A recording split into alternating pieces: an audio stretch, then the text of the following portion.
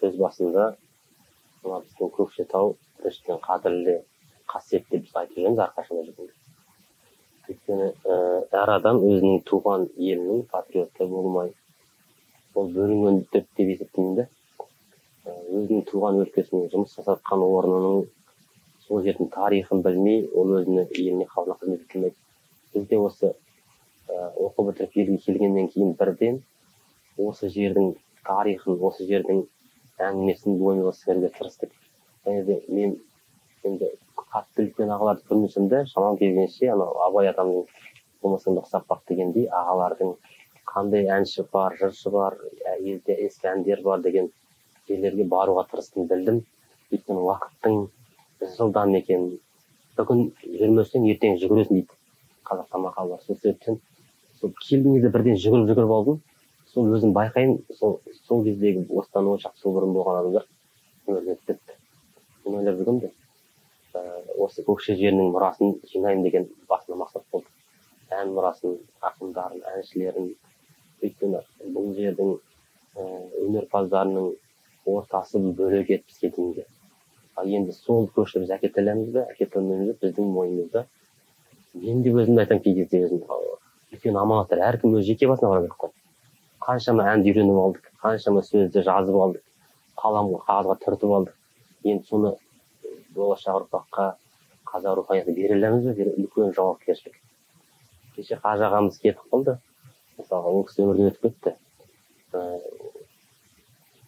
Соның алдында ғана концертке келді бізге. Сонда өзің айтқандай Құлынтай, Құлыншақ, осындай әндерді қашан осыған домбыра ашылған кезде ең үлкен домбыра болды. Сонда Қажекеңнің бала сөйлестім, сосын көлікте кетіп барып маған бір не берді, флешка, тыңдашы мынаны деп. Көлікте кетіп барып тыңдасам, бір әннің кіріспесін бастады. Сосын кіріспесін бастайды. Ойын керемет те, тыңдап отырмын. Сосын айтам да, екінші кездескен аға, мынаны сізге дауысын жазып қалу керек, енді қанша ертең білмейсің қанша ән жазамын, не жазамын деген кезде. Сондай мысалы кешегі Қажыбайға дейінгі Мұса Сайынов деген мықты болған осы жерде көкшенің жаңағы мен келдім кербез көкше бауырым деп Алматыға тағы барған кезде үлкен додаға кешегі Біржан ақандардан кейін көкшеде кім қалды деген кезде Сәбит Мұқанов марқа айтып беріп көрсеткен сол Мұса Сайынов болған екен. Оның алдында енді үлкен буындар келді ғой бізге. Одан кейін Кәкімбек Салып деген ағамыздың өз өмірінде Кәкімбек Салыпты көре алмай кеттім, бірақ сол кісіге бір еліктеуге, сол кісінің өлеңдерін жақтауға, сол кісінің әндерін жақтауға тырысып, бір кумирім дайым айтып қалайса ол сондай бір тұлға болды Кәкімбек. Тек қана бір ән саласында ақын емес, ол кісі қоғам қайраткері, сондай қоғамның қайраткері бола жүре, қазақтың өнерін, қазақтың өлеңін қадірлеп, қастерлеп, осындай шыңғырып жүріп, сондай ағалардың өлеңдерін жаттап. Менде бір принцип бар, өзім жеке принципім сіздерге айтайын. Күніге бір кітап, газет, мақала бір оқымасам, күнде бос күндей боламын да. Тырысып, міндетті түрде, егер де жаңа бір газет ала алмасам, жаңа журнал алмасам, баяғы бар жұлдыздарын тақ қойған, соларды қарап аламын. Өйткені сен ескілікті кішкене оқып білмесең, ол әнге келе алмайсың деген, домбыраның сырын аша алмайсың. Жаңағы ән айтқан кезде де қазақ жеп айтасың дейді. Ән айту дегенде үлкен бір өнер ғой енді, мысалы шыңдалатын өнер. Сол себептен оған сен лайық болмасаң, өзіңнің репертуарыңмен, мысалға қазір әртүрлі шараларға сен дайын болмасаң, онда сен қоғамнан қалып қоясың. Мынау жаңағы үлкен технократ дейді ғой. Мынау бәрі дамыған заманда біздің әнімізді қарашы, дұрыстап талай жерде сұхбат беріп жатамын ғой. Сонда егер біз қазір дұрыстап жеткізбесек осы қасиетті домбыраның тарихын айтып, дұрыстап жеткізбесек, тыңдарман жоқ екен ғой. Енді біз майдан былай қарасаң, қараңызшы, біз осы ұлттық әнмен, ұлттық домбырамен көрермен қазақ ұлтты тәрбиелеу керекпіз. Егер мектеп жасындағы балалар сенің қазақ тіліңді түсінбейтін болса, әніңді түсінбейді деген сөз ғой. Жүректі ауыртатын нәрсе. Оқуға келгенде, ауылдан ән естіген ғой, домбырамен. Шын айтқанда, қаттың да дамыған жоқ қой деп тасташылар, сосын Көкшетауға келіп, Сая Мұхамедияровты тыңдаған кезде ең қатты әсер алған көп балалар солай айтады да, менімен бірге келген балалар. Ол кісінің дауысын тыңдаған кезде бірден балалар бар. Өшіп қалған. Анандай дауысын да көрмеген, тірі әнші тыңдап көрмеген. Сосын бәріміз айтамыз ғой, аға біз сияқты айтып, сіз сияқты айтқымыз келген. Ойлап тұрды ғой енді оңайша деп жоқ. Дайындау керек, ол үшін музыка гармониясını білу керек, ананы білу, мынаны да білу керек деген сияқты. Ең үшін мысалы мен осы бірден адам басқаша неткен ол Саян ағамыз негізі. Енді елде ағаларымыздан үйрендік қой. Әкемнен үйрендім, әкем де әнші. Және бүкіл семьямызбен әншіміз. Бірақ ондай кәсіби енді біз, мен өзіме үлкен ресми мен өзім естімеппін. Телевизиядан былай көріп қалған болмаса. Бірден естіген кезде жаңағыдай сондай әсер алдым. Сосын сол кісіні дайындық күтіп жүрдім да. Мен домбыра класында оқыдым. Домбыра күйшілікке. Сол бір нәрсе, әр нәрсеге қайыр бар деген жақсы екен. Домбыраны оқып жүріп, жаңағы әнді нотаға түсіру, әнді бірден қағып алу. Мысалы бір ән естісем, бірден қағып кететін мен бар. Домбыраны жақсы білген несі. Кейбір әншілер бар, әнді ұрып тұр да, екінші ән берсем, өтпейді оған анамен. Бірақ шалмай қалатын екен. Сосын Саян ағамыздан өте бір сондай бір не алдым. Арамды ашып жіберді әнге деген. Алматыға бардым да айттым, әнге түсем деп.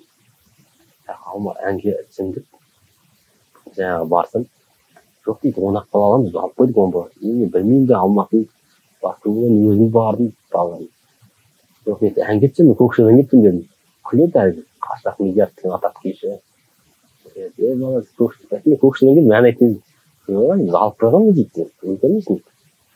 Айттым, жарайды онда, домбыраға түсем, бас домбыраға түстім. Бас домбыраға түстім. Сосын айттым, Шаршылайын ауысам деп естіп алғам, ауысуға болады. Содан алдында группаластан бір бөлме тұрамыз. Қарағанды, Семейдің балаларына кірдім. Ақан сенің мамаң деген айтып, естіп тұрам, құлағымды тиісіп отыр, қадиды отыр. Болғаным сен қадиды отыр, былай емес пе? Солай екен дейді, ұстаздар. Сөйтсем, анау мұнда естіп жүрген, Саян ағамыз естіп жүрген әлде кіріп кеткен ғой. Содан алдында жарты жылдан кейін бір күні сабақ бітеді, екі корпусқа бөлінеді. Бір корпусында класс аламыз, дайындаламыз түнгі сағат. Енді сіздерге өтірік бізге шын түнгі 9-да класс бастайды, 12-ге дейін дайындық солай. Музыканттардың несі солай. Кешке жақын өзім домбыраны алып, ән айтып тығылып, ән айтып отырғанмын дайындалып. Жарты жылдан кейін қыста ауысам да әнге де. Бір кезде Айгүл Байбек деген апайым бар. Бауыржан Байбектің туған әпкесі ғой. Сол бір ес қалады, аштым Айгүл апай. Бізге музыка тарихында. Өз сәрсен сен ән айтып екенсің ғой. Мен жасырып жүрмін сізді не алып тұрмын. Жоқ, мына болмайды сен.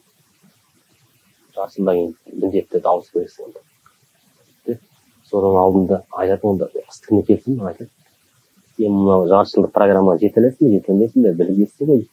Жетелем. Қыстығына бар ғой. Жарты жылда 10 әнді дайындалып, айтып келдім. 10 ән айтып бірінші курста. Сосын Көкшетауға келіп жүрдім, конкурстарға, фестивальдарға келіп жүрсем, Көкшетауда Жұмабай Есекеев деген үлкен тұлға болды бар ғой. Ол мен енді ол жерде Алматыда сабақ алдым, екінші күмәнде. Қазір былай айтқанда ең бірінші әнші ғой, дауыс болсын, әңгімені беру, зерттеу болсын. Көкшетауға Жұмабай Есекеев деген адамды әлі көтеймін. Расында кеудесі толған не ғой. Көкшетау ғой осының әңгімесі. Осы жердің әңгімесін көзін сіңіріп алған ғой. Қайдан біліп. Содан білдім да мына кісіден мен біріне ол кетер, мен неге бірақ бір нәрсе алып қалу керек. Күнде жүрген диктофон жазып аламыз, сұрай отырып. Тәп істеп, солай Жұмабай Есекеевті көргенде екінші таңғалғаным сол болды шын айтайын да. Өйткені Алматыда уже таңғалмадым мен оны. Еркін ағалардан уже көрдім, білдім. Жұмабай Есекеевті таңғалдым не десеңіз, ол Біржан, Ақан, Ыбырайбардың көрген кісілерді көрген ғой. Олардың қасында жүрген іні болып, бала болып, ананы көріп қалды. Ән айтуына ерін. Ана жақтан үйреніп келген бүкіл әнді бар ғой, бұзып тұрды ғой. Мен бұлай өлші айтып берген ғой. Ол бұлай емес, бұлай дейтін аға. Өзім де андалы. Солай, сол кісі де өмірге кетті ғой. Одан кейін Көкшетаудың серсенді білесіздер жаңағы Қазбай аға жолда. Айбозым деп аталып кеткен. Білесіздер ме неге Айбозым деген? Біржан Салдың Айбозым деген әні бар ғой. Сол Айбозым деп аталып Қазбайды Қазақстан Қазбай деп білмейді. Айбоз деп. Ол да бір не ғой, маған мақтанышты. Сондай тұлғалардың қасында бізден мысалы Мұса Асайын деген атақты әнші болған. Күлібайдың көзі соны көрмесекті Жұмабайдың қасында жүрдім. Соңғы дембейдің қасында жүрдім. 6 жыл, 7 жыл қасында жүрдім. Қалмайды. Мектептің Абылайхан алаңында біз күнде кездесеміз. Күнде 2 таңертең біліп, кешке біліп. Таңертең барамыз, түскі кейін әңгіме. Түскі шай апамыз дайындап қояды, соны қайтадан Мағжан, Кәкімбек, біз естімеген Жұмағали Сайынның өлеңдерін, неше түрлі өлеңдерді атқа біледі. Сол кісілердің тураларды өзіме ұстап, және солардың бәрі жақсылығын өзіме сіңіріп дұрыс ендігі міндет осы үйренген самогон салғанымызды болашаққа берсек, сол да арман ғой. Біздің ертең өздеріміз бәрі де мәңгіміз, бірақ сол аманатты тапсырып кету деген қиын. Аманаттарымызды берген аманатты тапсыруға баршамызға. Қазақтың қай түкпіріне бар жүрміз ғой міне. Бірақ Көкшетаудан келді дегенде ерекше қарсы алады. Ол бөлінгендік емес Қазақстан. Бірақ біздің жасап тастаған ештеңеміз жоқ. Бізге дейінгі ата бабаларымыздың істегенсіз деп ойлаймын да. Үлкен бір осы Шымкентте үлкен бір неге бардық. Қонаққа. Рухани бір қонақ бардық. Тек ойнап, күліп, бір билеп кетеміз. Ол кісілер жерлерін таныстырып, елдерін таныстырып, сонда бізді Көкшетаудан кешегі хан көрген, Хазірет көрген, Науан Хазіретті көрген, Ақан серіні көрген елден келдіңдер ғой дейді. Соны Азат Еркін Әуелбековтің елінен келген дейді. Марқайып отырмыз біз әндерде. Мысалы ол қазаққа, барша қазаққа бірдей тұлға болып кеткен екен. Сондай қазір, сондай елден шыққан қазір енді мына әншілердің арасында бір әңгіме кетіпті да. Көкшетауда ән құлады дегенде. Жоқ қой дегенде жоқ. Біздің Көкшетауда әнде, күйде бәрі бар, барлығы бар. Ол мынандай бір шәкіртім айтады, сабақ берсе. Аға дейді, консерватория бітірдіңіздер, дейді, Алматыға не кетіп қалдыңыз дейді. Қазір тілмейқын звезда болып жүрмейсіз дейді. Ішімнен ойлана отырдым да. Оған айтқан жоқпын, шын айтқанда көңілін түскен жоқпын. Өйткені оны түсінбейді екен ол айтымды. Сосын өз-өзіме шығып, киімге қарай келетін да, домбырамда. Мен Қазақстанға бір жұлдыз, Көкшетауың сенің қадірлеген сан жетеді ғой деймін да. Өзіміздің Көкшетауға ән салып жүру бір бақыт қой. Кезіндегі Ақан сері, Күлібай, Біржан салып жүрген жерлерге елдің қошеметіне бөлену, шын ықыласына бөлену, кез келген әншінің маңдайына бұйырмаған деп ойлаймын. Солай өзімді жұбаттым, және өзіме солай жауап бердім. Енді ән жағына ауыссақ, мен осы елге келгеннен тек қана ән айтуды мақсат еткен жоқпын да. Біз әнді тарихын айтып, сондай бір жерге кіргізгенбіз өзіміз. Халыққа жеткілікті болсын, жаңағы тек қана ән айта берсе жалықтырып аламыз. Содан зерттейміз ғой жаңағы елдерде кім бар екенін деп. Өйткені әр елде де мықты азаматтар бар екен. Соны көзім жетті. Бір елге барасың, сосын сұрастырасың, осындай сіздің ауылда осындай кісі бар екен ғой деп. Газеттен оқып аласың, бір кім беріп газетке соны шығарады. Сосын қарайсың, сондай айтады. Бір екісі өйтіп қойшы оны, сол малдағы деген бір өйтіп адамға жағына сүйенбейді. Соны арнайы соған барам. Сен жай адам бар ғой, бір нәрсе істейді. Әйтеуір адамға бір мінез керек екен сондай. Өзің бір қалып кететін. Сосын Мұсатай ғалым деген ұстазым бар Көкшетауда. Осы қазақ руханиятын зерттеп жүрген ағамыз ғой. Солай айтады маған, Сәрсенбай дейді, сен әр жеріне барсаң дейді, оны тұла бойыңнан сезесің соны дейді. Соны ойладым, қалай екен деп сөйтіп бір нәрсе әңгіместен барсам, кәдімгі сезінеді екенсің да. Сонда халық ананың тарихы айтқан кезде де біреуге шынайылық басым болады кішкене. Сонда елдерге барғанда көбінесе осылай кіріп келгенде сұрайды. Біріншіден кіріп келесің, осылай ән деп көрдің әңгіме деп келеді. Адамды ашыла алмай тұрады. Бірден сен күмәнді әмпірме, сол кезде қолыңа домбыраны аласың, сосын қазақтың әндерін басқанда ерекше болады да.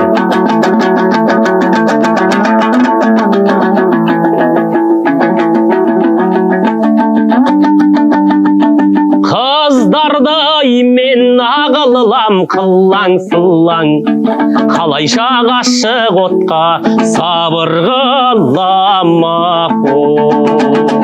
Бір көскен кішкентайдан беу қарағым, басы жем ортасын мен аяғы өлемақ ол.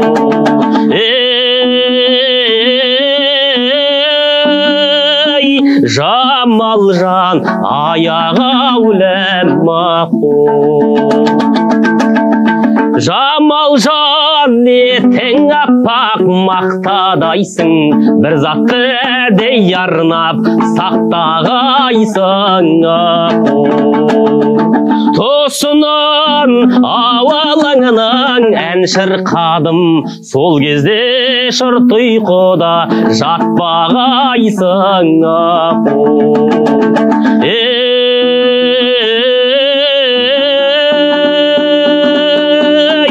Жамал жан жатпағайсың ол десең, бірден домбыра алып, әңгіме өзгереді да.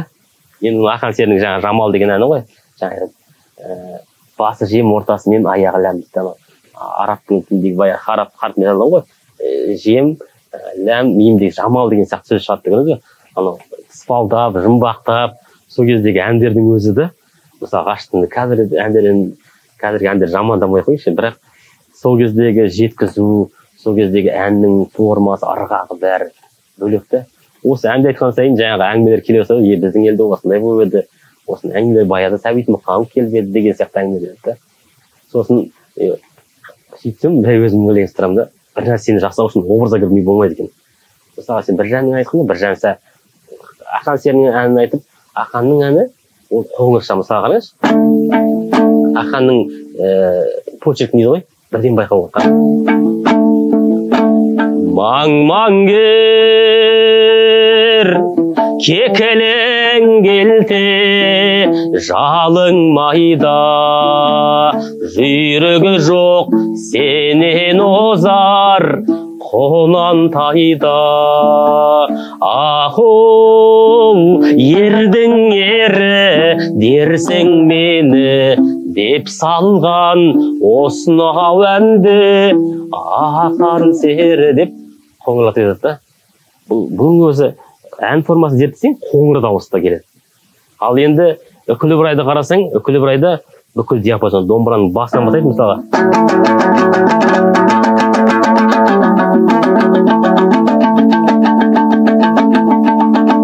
Өлең менен көкпеңдей оу қалқытаян, ай қорғасындай денеңдай балқытаян. Ей бір жәннен алып қалған әніме дом, азырақ шалқымам дей. Шалқытайын ой гигигай гигигай гигигай, шалқытайын ой гигигай гигигай гигигай гигигай гигигай гигигай деп сол тудырды да көкілбай. Ол күлбірайда не бар? Темперамент болмай, алға қарай шаптырып, оздырып отыратын, жұлқынып отыратын, желдірмей тұратын. Ақан сері өзінің образына қарасаң қанша. Маң-маң атып келе жатыр әндеріңіз, қоңыр дауыста ота елестетесің. Ыбырай енді желдіріп әкетіп тұрады, отыра алмай тұрып. Сөйтсе баяғы біз қазір біліп көрмеппіз сондай. Баяғы әншілер осылай отырды ма? Былай бір айналып келеді екен ғой. Мұса Сайыновтарға дейін 70-ші жылдарға дейін әншілер 80-ші солай болып тұрды. Біз оны көрген де жоқпыз дәрісін айтқанда. Осылай отырғаннан қимылдап былай айналып келеді. Халық соған үйренген. Тақиялары басында қозғалады сондай. Халық бар ғой, бауырымыздың әр нәрсесі. Енді Біржан Сал бауырымыздың қараңызшы, Біржан әндерін айтсаң, ол образға кірмейді. Ол енді дауысы асқақ. Оны айтады ғой, аспандағы аққуға дауысы жеткен Біржан деп. Ол асықпайды.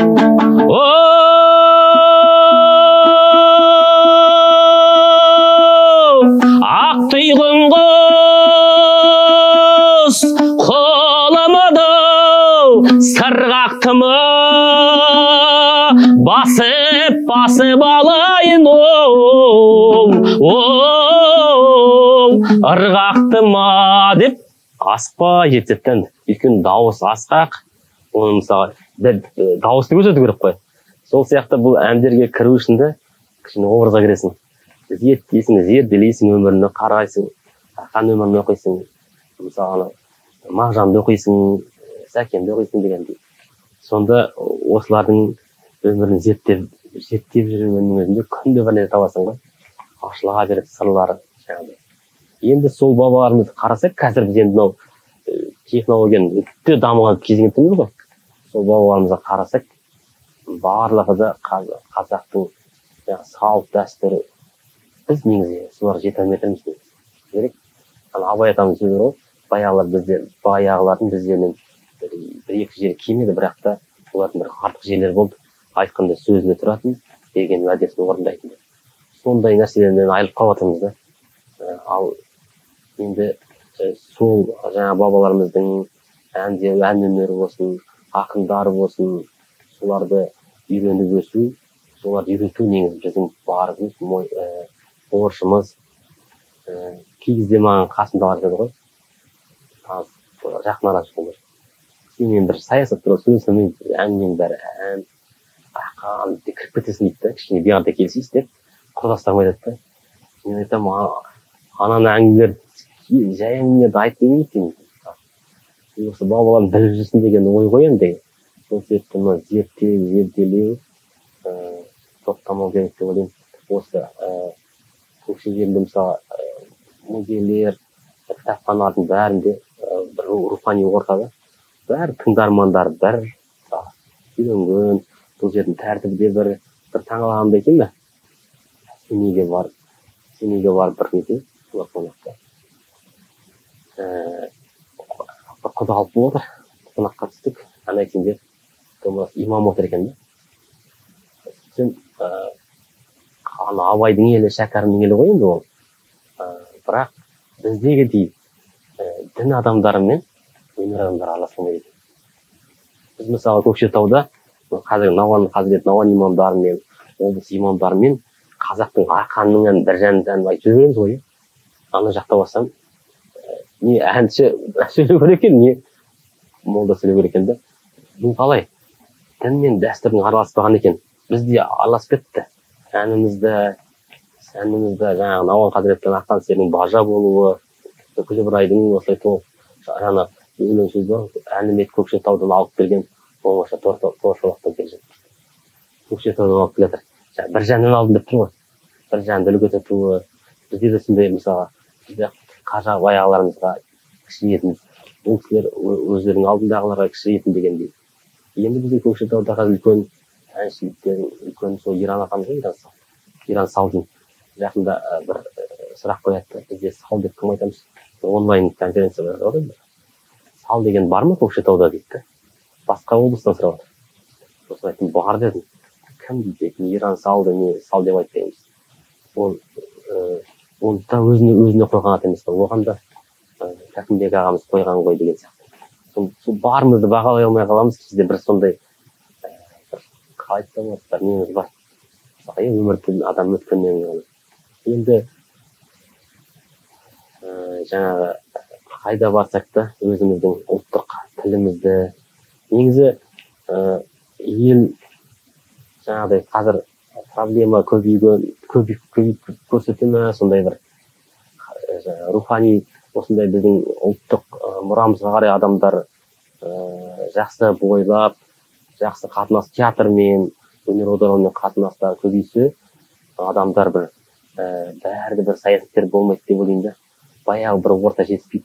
Мысалы 2000-ші жылдарда мен оқып жүргенде Көкшетауда басында сол кездерде мұндай шынайы қарайтын домбыраға да әнге де қазір бір формально мысалы болса бол деген сияқты кейде көрінеді. Сонда шыңырат жоқ, орында халықтың ән айтқан жақсы, Көкшетауның ән айтқан жақсы екен ғой деген ойлар келеді. Көп ойларды жаңағы шын айтсам, кімнің ең жақсы көретін ақын Мағжан Жұмабаев. Мағжан Жұмабаевты оқып бір таңғалатын нәрсе, Мағжан Жұмабаевтың үлкен ішік, қасқыр ішік ішігі біздің ауылда болып тұрмыз білмеймін соны. Қазір 32-ші жылы туған бір әже бар да.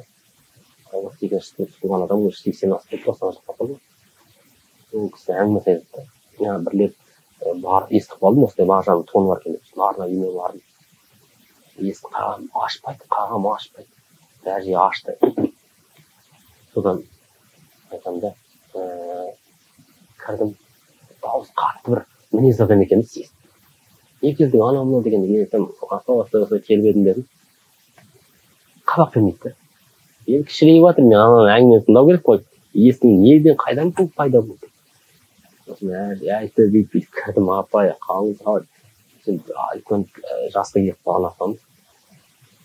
Сосын әңгімелесіп отырмын, мен айтамын, апа деймін, мынау қайдан табылдыңыз тоны деп, театр дейді маған деп. Мен саған мұғалім болғанда кейін, мұғалім болып әңгімелесем, қай ауылдансыз десем, сондай ауылдан, ойбай апа, мені сол ауылдан. Сөйтсем, Мағжан Жұмабаев басына күн туған кезде қашқан екен ғой, өз еліне, қасындағы адамдарға. Қашып біздің ел жаққа үлкен қарау деген сияқты, біздің елге келген кезде, апамыздың әкесі естіспейді. Қайда тыққан білмеймін өте. Қазанның қамы бір жігіт тыққан екен. Тағып аман алып қалған сонда. Бірақ әйтеуір де сап жерге болды. Содан түсіп қалған екен. Әйелі пысық болған ғой бәсіме деген. Қатарлып қалды. Жазып жүріп артына. Мағжан Горькийға дейін, Максим Горькийға жазып. Горький ол кезде не жазса, атын естіп қалды. Соған жазып. Мағжан шаруаға. Мағжан шығып, түнімен шығып, сол жақтан келе жатып,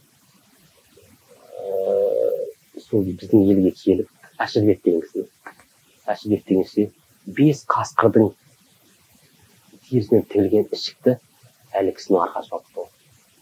Ешқандай қазақ маған пана болмағанда қазаққа сен пана болдың. Бірақ ол да ұстай алмады. Сол жерден біреу сатып берді. Сондай тарихтар мысалы ауызекі тілде қалып қояды елдің ішінде. Соларды шығара алмай қаламыз кейін. Сол сияқты жақында бір елде бір не істеп сол ұшып баратын нең бар да, бір елде мықты домбыра бар екен. 40 жыл бұрын мысалы. Ана домбыраны тартып тұрса, мына енді біз бәлемға деп алдық қой. Ана домбыраның қасында тұрмайды ғой. Сол кездің технологиясының жасаған таңғаласында әр нәрсе меніңше әр нәрсе ескірген сайын оның құны артатын сияқты да. Осындай құндылықтарымызды қадірлеп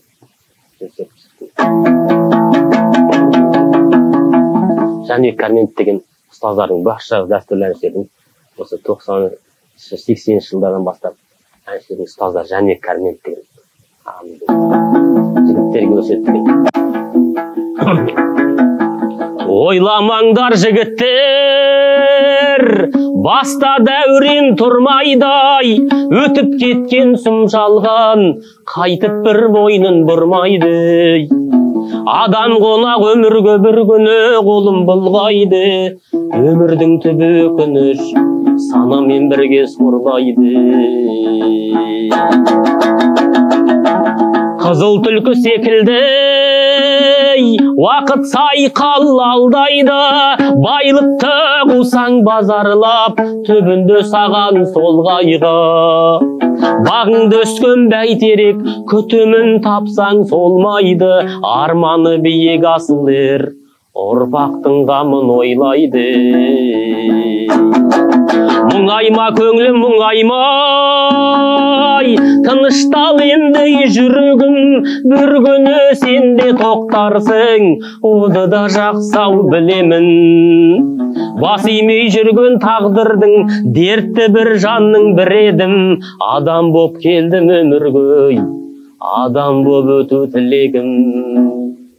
Бәріңе соны тіледім, адам боп келдім өмірге, адам боп өту тілегім. Бәріңе соны тіледім. Деген мынау Жәнібек Кәрменов ағамыздың адам боп келдім өмірге, адам боп өту тілегім, бәріңе соны тіледім деген сөз. Бұл дәстүрлі консерватория бітірген балалардың өз бір девиз сияқты ма сондай бір қалыптасқан. Осы әнді айтады, осы сөзді қадірлеп құрметтейді. Қазақ енді сөзбен жеткізген ғой. Бұқар Жырау бабамыздың сөз соңында бірінші тілектеңіз бір Аллаға жазбасқа, екінші тілектеңіз ең шұғыл асық талының тіліне еріп азбасқа дейді масқара. Үшінші тілектеңіз, төртінші тілектеңіз төрде төсекте жатпасқа, бесінші тілектеңіз бес уақытта болсын. Қазақ алмасқа. Енді адам болып өту бәріне де мысалы қаржы, мысалы бір жерде оқыдым да, бір орысша жазып қойыпты. Қалай жазған екен? Адамға білмеймін, мынаны жазып қойыпты. Жизни не знай дейді, поэзия не врать. Сондай бір сөз оқыдым да, соны ойлап қалдым. Жизни өмірде поэзияда алдама деген осындай бір сөздер келеді, сонда өмірде алдырып кету керек па деген сияқты. Осы адам болып өтуге бәріңе жақсын. Жаңағы Бұқар сияқты бабаларымыздың тілегін орындалатын кездерінен шығар. Сол кезде, бұл кезге мықты адамдар ғана елін сүйетін, салтын, дәстүрін, ғұрпын сүйетін адамдар ғана мықты деп ойлаймын. Ұлттық неде келе жатқан өгейлік сияқты жастар, қазір мықты балалар, айтыскер балалар келеді екен, көріп риза боласың да. Сен жақсы әншілер дайындалып жатыр, оларды көп риза боласың. Ақындар болып, күнде барып, Матинка боламызда Жайнабек бауырымыздың шәкірттеріне риза болдым да. Тағы да баршасын не болады. Жанып тұрып, сондай жастар көрген екен, Аллаға шүкір екен. Осындай балалар бар да, біздің қазағымыз құрмайды. Бізге көп нәрсе беріп өтіппіз. Тоқтамай жасап өтіппіз. Әркім қолына келген сондай. Бірінші біздің келетін руханиятта жаңағы әлеміз, жырымыз, халық. Өткен жол имам досым бар мен. Сол айтатын екеуміздің соғыстарымыздың екеуміз екі отрядтан екі бөлек. Біз сендерге тілді дайындауға атсалысуымыз өтінгенде әңгімені айтып сендер сол тіл арқылы сендер уағыз еткен кезде бар. Екеумізден үлкен бірдей жұмыс жасап емес. Сондай ғой мысалы, қазір халық түсінбесе не айтып тұрғанын, сен әңгіме керек, оған насихат не керек дегендей. Ал бірінші тіліміз есепті бере аламыз ба көп нәрсе көкшетауға, амал деп тырысамыз енді.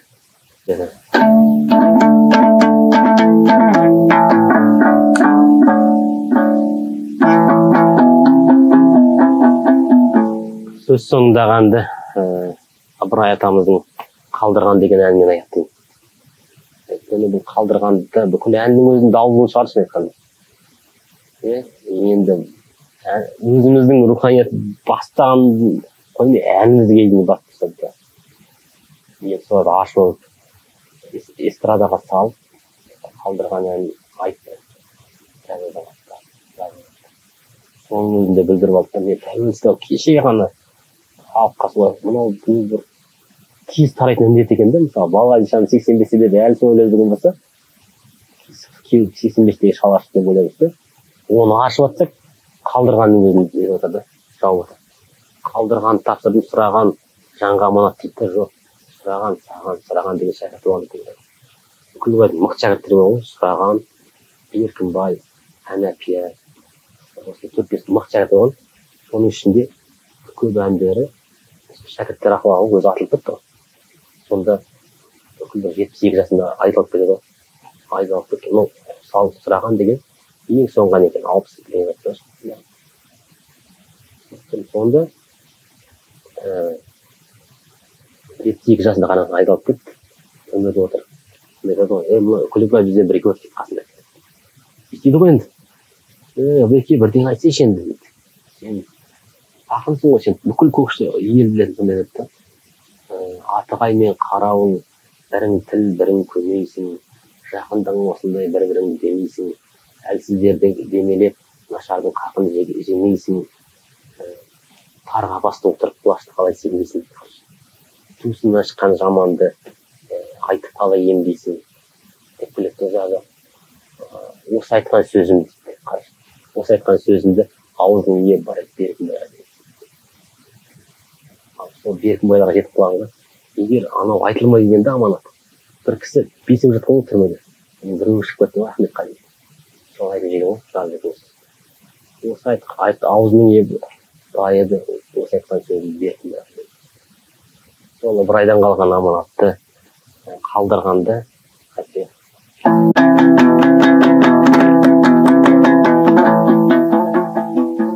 Жасымда болдым балдырған, талайды сөзге қандырған, сол балдырған кезімде ғашықтық отын жандырған. Айналайын халқымнан, айналайын халқымнан, маңдайдан шырақ жандырған, мәжілісімді көркейтіп, халқым бір қалап алдырған. Бір сағатта өзгеріп, халқыма әнім жаңғырған, құрбы құрдас замандас, іздеп кеп атын шалдырған.